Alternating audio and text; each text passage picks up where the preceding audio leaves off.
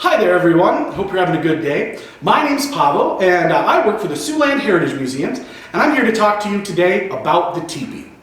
Now I'd like to get an idea if you know anything about the teepee, so I'm going to ask you a couple of questions first. First off, what is a teepee?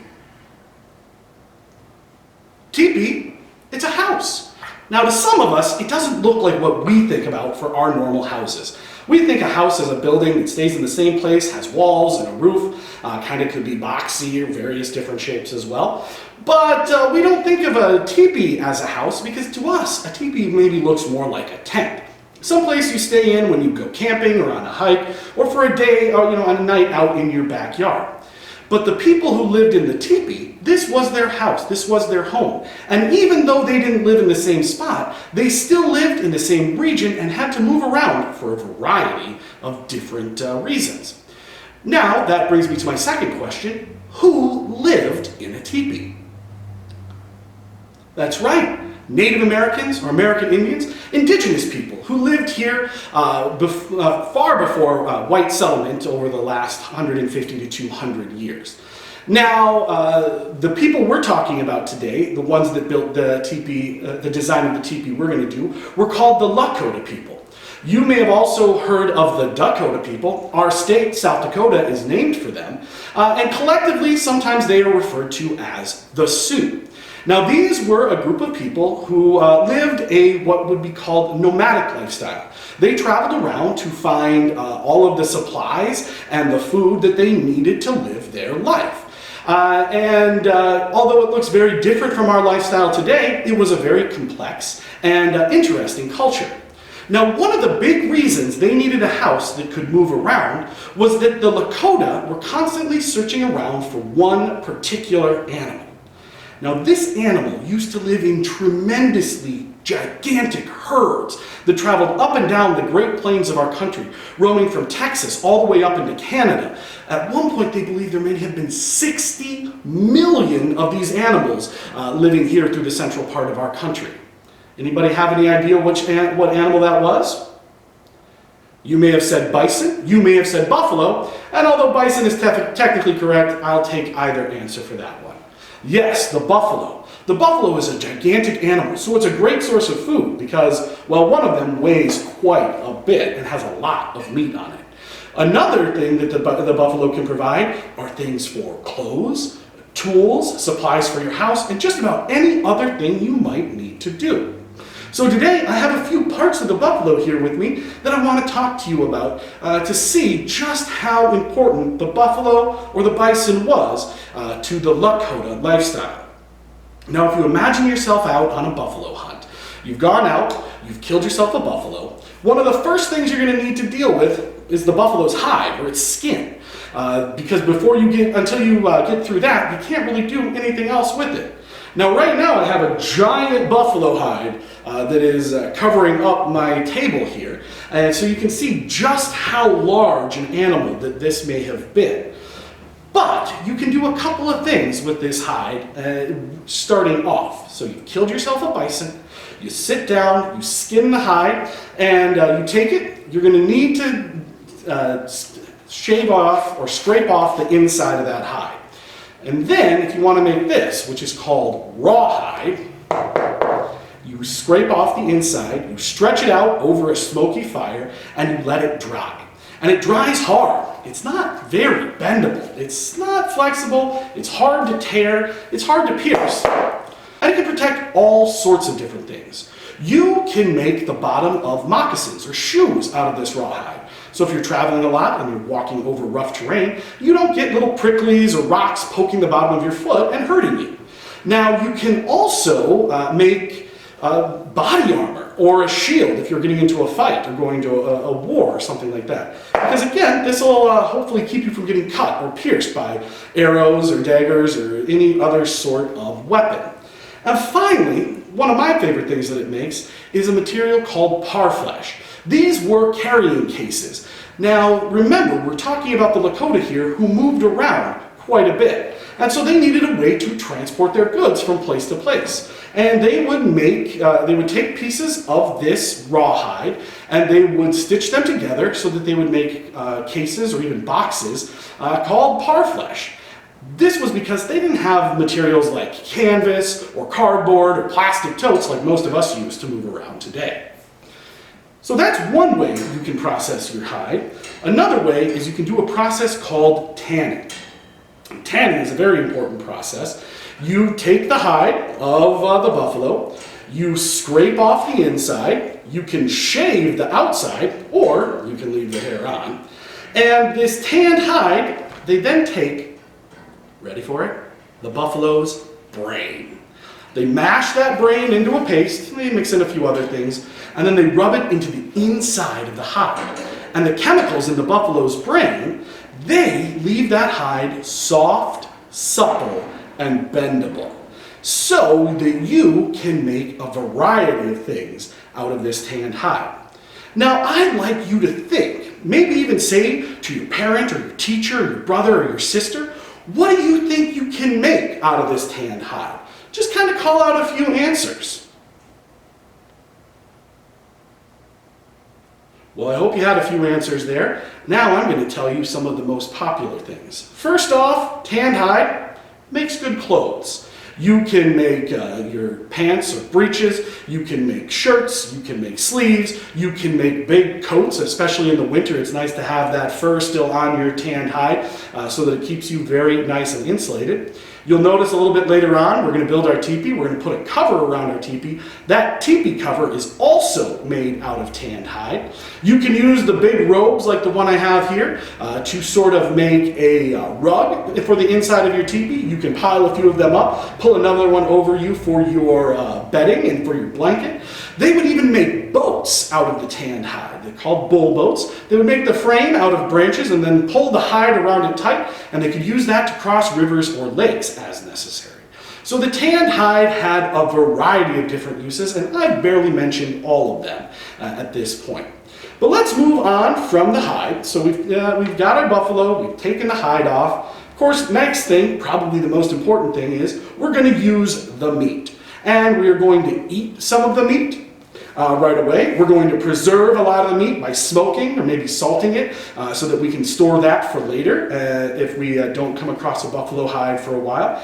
And there's a few other things that you're going to eat as well too that were considered delicacies. Maybe they don't sound good to us today, but definitely in the past, people loved to eat the buffalo's tongue, the buffalo's heart, and the buffalo's liver.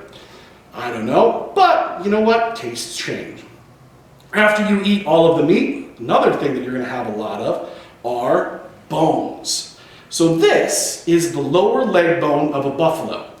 And I'm going to bring it in here a little bit closer for you. Maybe you can see that it has some teeth, that it's cut off at an angle. This is called a flesher or a scraper. So this is what they would use to scrape down the inside of the hide. You could just have it here and scrape and scrape and scrape until all of the little connective bits and kind of meaty things are no longer on your hide, because that's the stuff that'll start to rot that hide. So a scraper or a flesher was very, very important. The other bone that I have for you today is the buffalo's shoulder blade or scapula. Now, you can see it's a pretty big bone. This actually isn't one of the largest ones. This is relatively small for a buffalo scapula. You all have them. They're those bones that stick out of your back if you try to reach behind you and maybe scratch your back or something. And this is definitely a lot bigger than your scapula. But take a look at the shape here. And imagine some of our modern tools and what you could use this for. Again, I'm going to give you a minute to think about that. Maybe, call it out, write it down, do something with that. Our scapula here had a couple of main uses. Now, some things that I hear for it, people want to hit other people with it, which, you know, it's hard, it'll hurt, but it's not the best weapon. People think it looks like a spatula, which I agree with, but that's not how they use it. Instead, if you take a close look at this, this is a very nice digging tool. And the Lakota would use this to dig holes for the poles of their teepee. They would also use it in order to dig up roots or other plants in order to have food more than just meat. And they could trade this as well to people who lived along the rivers who did more of what we would consider agriculture in that they planted their own crops and harvested them later. The scapula could also be attached to a pole and used in order to, say, row one of your boats or another thing like that. So there is the buffalo's scapula, or shoulder blade. Finally, we have a couple of a little bit more fun parts of the buffalo here. We have the buffalo's tail. Buffalo has its tail. One thing that a lot of animals use their tails for, simply trying to keep the bugs away. Obviously, the Lakota, the Dakota, they didn't have bug spray, they didn't have off or citronella candles, but what they did have, well, were buffalo tails, tied around a little stick, that makes a very nice fly swatter. You could also use this as a way of, say, maybe encouraging your horse to gallop a little bit faster. The tail would be a very popular decorative ornament as well, too. You could use it to decorate anything from your teepee to your various different artifacts that you have around yourself there. And then the final part we're going to talk about for the buffalo today, well, it comes from the buffalo's horn. This is properly called a horn sheath. A buffalo has what we call true horns. They're bones that grow right out of its skull. And unlike antlers, that bone will not grow back. So this material, this horn sheath, grows over the top of the bone horn in order to protect it. It's a lot like our fingernails, in fact. It's just a little bit thicker and a lot darker than your fingernails are. So this horn sheath grows over the top of the horn, which means that it is naturally hollow. Not sure how well you can see that, but there's nothing on the inside here, and it goes all the way down. It's closed off at this end. Now, when I ask people what they think they could use this for, one thing that they always tell me is they could use it as a horn, to make noise. And you sure could do that. If you cut this end off, you blow into it, it's going to make some noise if you know what you're doing. But we don't have any evidence that the Lakota or Dakota did this, or at least not very regularly. So instead of using this to make noise with, they use this quite a bit to carry things. First off, it's already a cup. I could go to a little stream, scoop up some water, and take a nice drink with my horn sheath right here without having to do almost anything else with it. Second, I can make this into sort of a little carrying case. I can put cords around either end, I can put it over my shoulder, and it can carry just about anything. A lot of times, of course, you could use it as a powder horn, as a place to store your gunpowder or bullets. They would carry decorative materials in here, things like paint, porcupine quills, beads, for decorating their clothing, their shoes, their teepees, their horses, anything else like that. And they could carry food in here. They would carry pemmican, which was sort of like a jerky. It's dried meat mixed with fat and berries. It's really good food. It's got a lot of energy and good nutrients, and it's easy to eat while you're on the move. But my favorite thing that you could carry here in a horn sheath was bits of a fire. So out here on the Great Plains, one of the things that we don't have a lot of are trees. So most of the time, as fuel, your people in the Lakota and Dakota would often use buffalo chips or buffalo poo. It burns hot, it doesn't burn with a lot of smoke, and so it's a really good fuel source. In fact, the settlers, after they moved into this area, would oftentimes use cow poo as one of their sources of fuel into the settlement.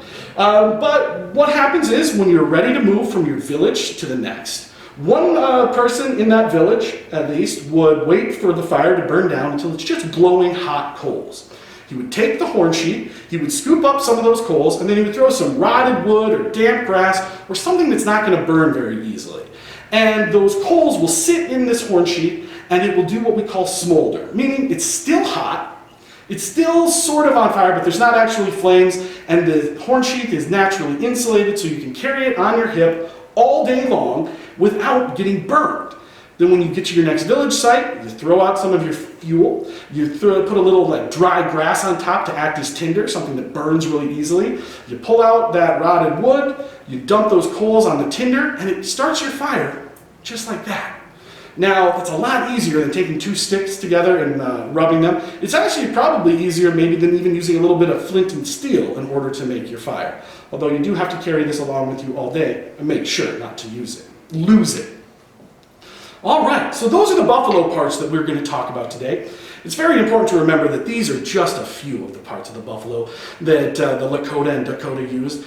There are hundreds of other parts with hundreds of other uses, but right now what we need to move on to is building a teepee. You get to watch me do that. So we've talked about what the teepee was, why the teepee was important, who used the teepee, and why the buffalo was so important to that people, the Lakota or Dakota. Now we're going to take a step-by-step instruction on building a Lakota teepee. Now I set up my tripod here because it takes a little bit of time to get that just right. We've got our 3 poles. Tri means 3, pod means feet or legs, tripod. And I've used a tanned hide cord in order to tie them together. This is going to function as the base or the foundation of my teepee. It's going to be a nice stable base and it's going to be able to hold up to a lot of different conditions here on the northern Great Plains. But we probably don't want to just put our cover around our 3 poles here because it wouldn't be very big inside our teepee. That is why we have even more poles to place around the outside of our teepee. Now all of these poles come from trees that grow in the Black Hills. And those trees are called lodgepole pines. They grow really tall and they grow really straight, so it makes a very nice pole for building your teepees out of. We're going to take these poles, and in this case we're using 8. There would be a variety of different number of poles that people would use for making their teepees. And we are going to start placing our poles around our teepee. You'll notice that we have a very specific order that we do our poles in. And we always try to make sure that they go in about the same place when we're building our teepee. We're going to switch over here to the opposite side of the front and start working around again. You'll see that these poles that meet at the front are all staying in this front area of the teepee. Now this final pole can get a little bit tricky, but we've successfully put it up there without it sliding out. And now we're finally going to move to the back of the teepee to add the last 2 poles we're doing here today. There's a nice big spot here to add our poles to in the back. And with that, we have the frame of our teepee built. So now we've got all of our poles around our teepee. We've formed our frame. However, this isn't stable at this point. It's just a bunch of poles leaning against each other. So in order to secure our frame, we are going to use that cord that we have already used to tie our tripod together. And that's why I have so much extra length for this cord. We're going to wrap this cord around our teepee, sort of the neck is what this is called, 4 times. Now we're going to do this 4 times because the Lakota believed 4 was a sacred number. It's the number of cardinal directions. Do you know what the cardinal directions are? They are those directions that you find on a compass or a map. The compass rows north, east, south, and west. So we will take our cord here, and you'll notice it's nice and long, and we're going to walk it around this teepee 4 times. Now, it's important to remember, the teepee we're building today is not a full-size teepee. This teepee is a miniature teepee. It's sort of like a toy teepee. Now that's 2 times around. I'm going to give it a little bit of a tighten. Here we go on number 3. And a full-size teepee, this neck, this sort of winding thing that we're going to do, is probably going to be somewhere at least about 8 feet off the ground, maybe as high as 12 or 15 feet. So you can't just reach up there and tie it off. Instead, what you do, you go around 4 times, you put a stake in the ground in the middle of your teepee, you pull it nice and tight, and then you run this straight down the middle and you tie it off on that stake. Now obviously, I'm not going to put a hole in the floor where I'm at, so I just kind of throw it into the middle to keep it out of our way. But it still stays nice and tight for me, so we've got our teepee frame secured. But here's an important thing. This is a house. The teepee is supposed to be shelter. And without a cover, it's not very good shelter. If you just have all of your poles up and it rains, you're going to get wet. If it's windy, you're going to be cold. And if it's really sunny, there's nowhere to go to get out of the sun. So our next important part is putting on our hide cover. Now, for my miniature teepee here, my hide cover is made from 1 buffalo hide. You can see here just how big that one buffalo hide is. One. But this is a miniature teepee. Your average teepee probably uses somewhere in the neighborhood of 8 to 12 buffalo hides. The biggest teepees might use 20 or even more, depending on the size of the buffalo. So these could be very, very large and very, very heavy. The largest hide covers could weigh over 200 pounds. That's also why I need my biggest, heaviest pole, called a lifting pole, in order to help me put this teepee cover onto my teepee. This is also probably the step where if this were a full-size teepee, I would definitely need some help. What we're going to do here, I'm going to take this hide cover to the back of my teepee. I'm going to take my lifting pole, put it down back here, and set it right there. And then I'm going to take my hide, and I'm just going to sort of wrap it around the front of my teepee. It's almost sort of like putting a robe on somebody's shoulders.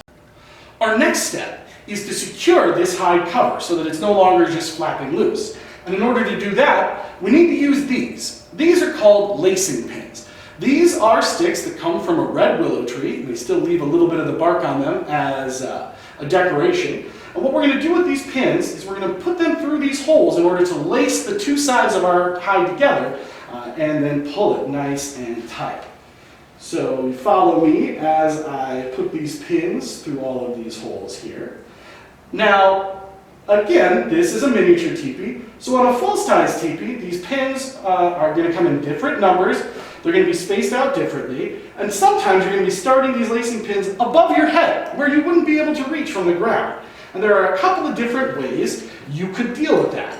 You can either take poles, tie them across the teepee, and make yourself a ladder in order to get up there, or you can just work with somebody, stand on their shoulders in order to reach those high points for the lacing pins.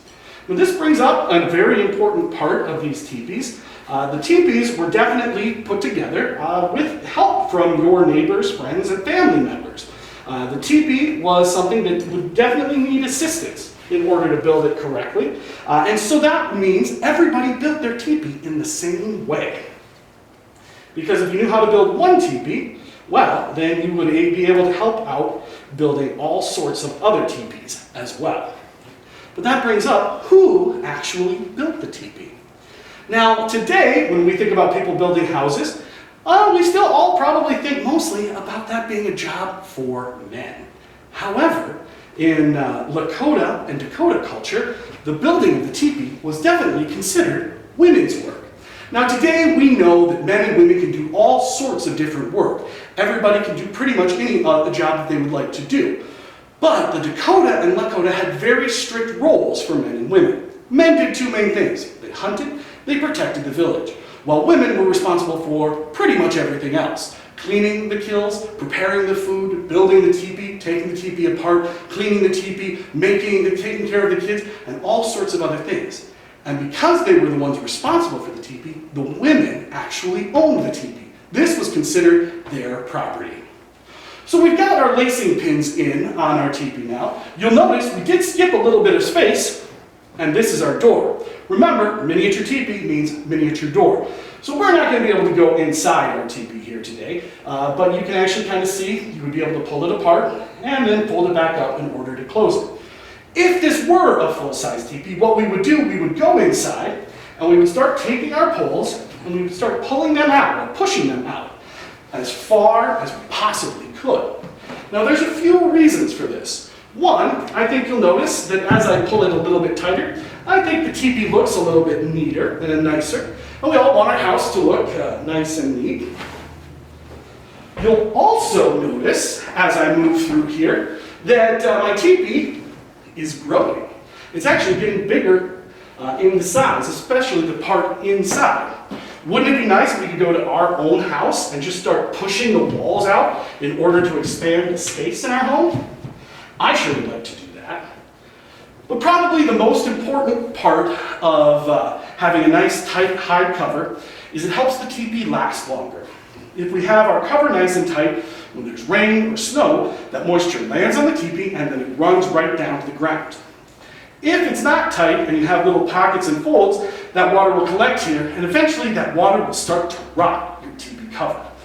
Now, a properly made and maintained teepee hide cover could last for years. An improperly made and maintained cover could rot in a matter of months, and a lot of work goes into the hunting and preparing of these hide-covered teepees. All right, we've got our hide cover on. We've laced it together. We've pushed the poles out to make it as tight as we possibly can. Our teepee looks like it might be ready to move into, but we've still got one more important step to deal with. You see this thing here? It's a big hole at the top of your teepee. Do you have big holes at the top of your house? Now, a lot of you might say, no, but that's just not right. We all have holes at the top of our house, or we at least have pipes that lead out the top of our house, so that things like dangerous gases and bad smells have somewhere to go out of our house and then get trapped inside. In the case of the teepee, we are going to have a fire in the center of our teepee for cooking and keeping warm throughout the winter. Now that means that there's got to be somewhere for the smoke to go, and this big hole at the top of our teepee is called the smoke hole because it lets the smoke out. But we don't always want this hole to be quite this big, so we have what are called smoke flaps. And our smoke flaps let us control the size of the smoke hole. This would be very easy to do if this were all the bigger a teepee was. We could just simply pull the flaps over that hole at the top and close it up if the weather started to get bad. But remember, this is a miniature teepee, so these flaps are actually going to be way up above our head. And that is why I am holding two more poles. These are called smoke flap poles, because these poles are the way that we use to control our smoke flaps. So you'll notice on my smoke flaps here, if we can see, there's a little pocket. In that pocket, we are going to put our smoke flap poles inside in order to control it. But what we'll have to do is we'll actually have to do that from behind the teepee. We take our poles, we're going to make an X with our poles in the back. And then we're going to take these poles and we're going to put them in the pocket. Push them out that direction. We'll take the second pole, we'll get it in the pocket here, and we'll push it out this direction. And this is what our teepee could look like on a really nice day. We have our hole wide open, we can have a big fire in the middle of the teepee, the smoke can get out, and we can stay nice and warm in there, and the smoke has no obstruction. But maybe it gets a little windy, and so we want to block off the hole a bit because it's pushing that smoke back inside. What we can do, we can bring one pole around in order to screen the teepee. That way, the smoke can still go out one direction from our smoke hole without getting pushed back inside by the wind. Or maybe the weather's really nasty. We've got a big rainstorm, snowing, sleet, blizzard, whatever. We can close up our smoke hole as much as possible by bringing both smoke flap poles around the sides of the teepee. There's still space here. There's still a place for that smoke to get out. It can find its way through these poles and get out.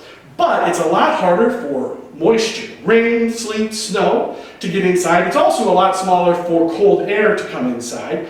In the winter, you would be able to peg down the sides of your teepee in order to keep the draft from coming through the bottom of the teepee. In the summer, you could actually roll up the sides because you want a little bit more air movement through your teepee.